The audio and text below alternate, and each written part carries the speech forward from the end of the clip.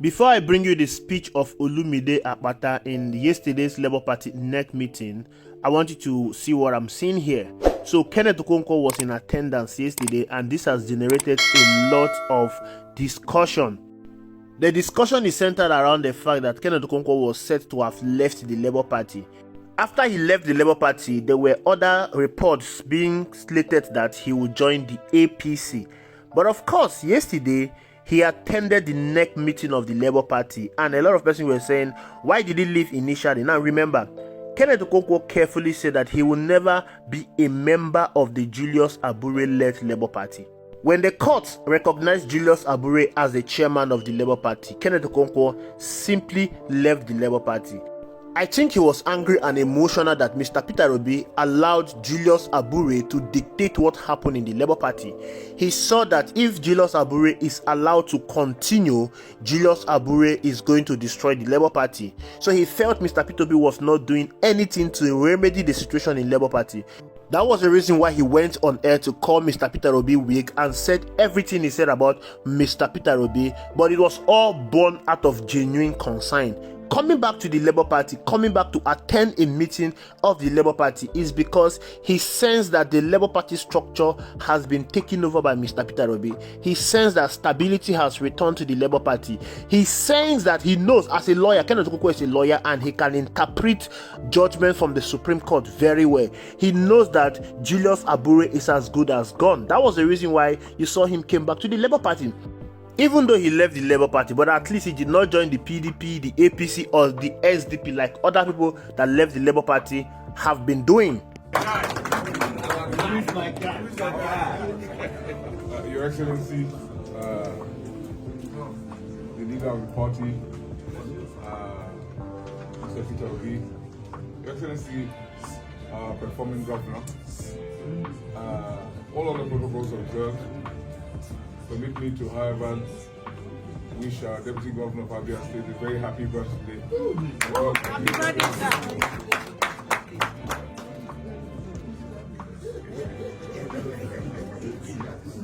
Today is a watershed moment. Many of us have been worried. Many of us have been crestfallen. Many of us have been heartbroken. Many of us have been so disturbed, but many of us have kept faith, and the reward for that is what we have just witnessed today. That our party can again continue on this trajectory. We were derailed. A lot of damage has been inflicted on our party, but never say never. I must commend the collective wisdom of the leadership of the party that has led us to this day. I will be the first to say, many of us, including myself, were not happy because some of us felt that certain persons were allowed to inflict incalculable damage on this party. But I see the wisdom of allowing for reason to prevail. It is a much sweeter victory today. But never again. Never again. Never again. Labour Party, never again. Never again. Should we allow a few to cause so much harm? They've set us back. But God is on our side.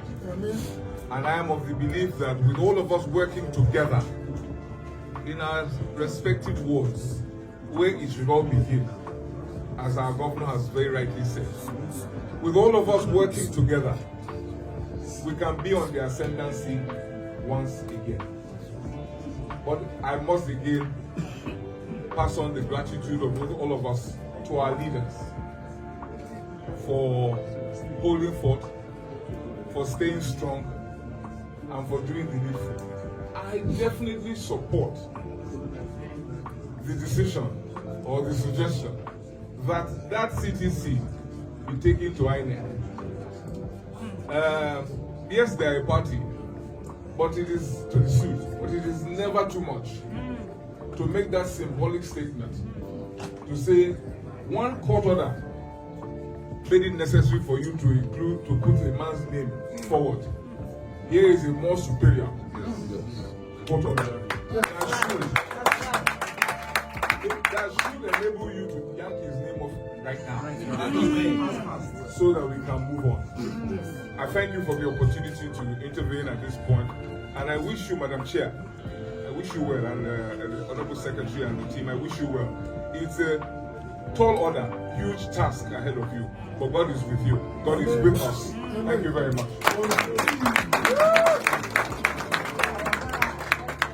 Thank you very much. Who is your guy? I have the pleasure to invite. I am sure you've seen other videos of the Labour Party meeting yesterday, and you saw the caliber of people that attended that meeting. Now look at the caliber of people in this same video. Look at the caliber of people that are speaking. Look at Olumide Akpata. Compare this to the people surrounding Julius Abure. When you listen to Nenadi Usman speak, go and listen to Julius Abure speak. Did you see the difference between both of them? You can see the caliber of people that wanted to take over the affairs of Labour Party. The caliber of people surrounding Julius Abure are nothing but charlatans. These guys do not understand what leadership is all about. To them, Labour Party is not a party that wants to win an election. Labour Party is being used as a special purpose vehicle, as a placeholder party. This clearly tells us the reason why Labour Party has been in oblivion for many years. This clearly tells us why a party of 20 plus years is yet to hit the limelight in the national politics.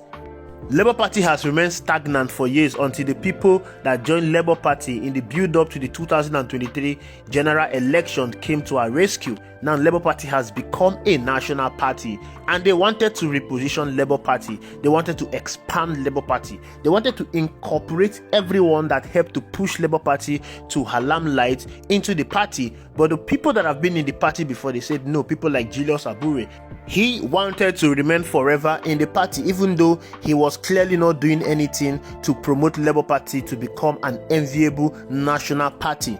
Julius Abure did not even win his local government during the last election. Of course, we must give him credit because he did his bit in the 2023 presidential election. He tried very well. He followed Mr. Peter Obi everywhere Mr. Peter Obi was. But unfortunately for him, he could not read the handwriting on the walls. He fails to understand that it was time for him to move on. He fails to understand that it was time for him to step aside and allow people that has greater foresight to take over the affairs of the party.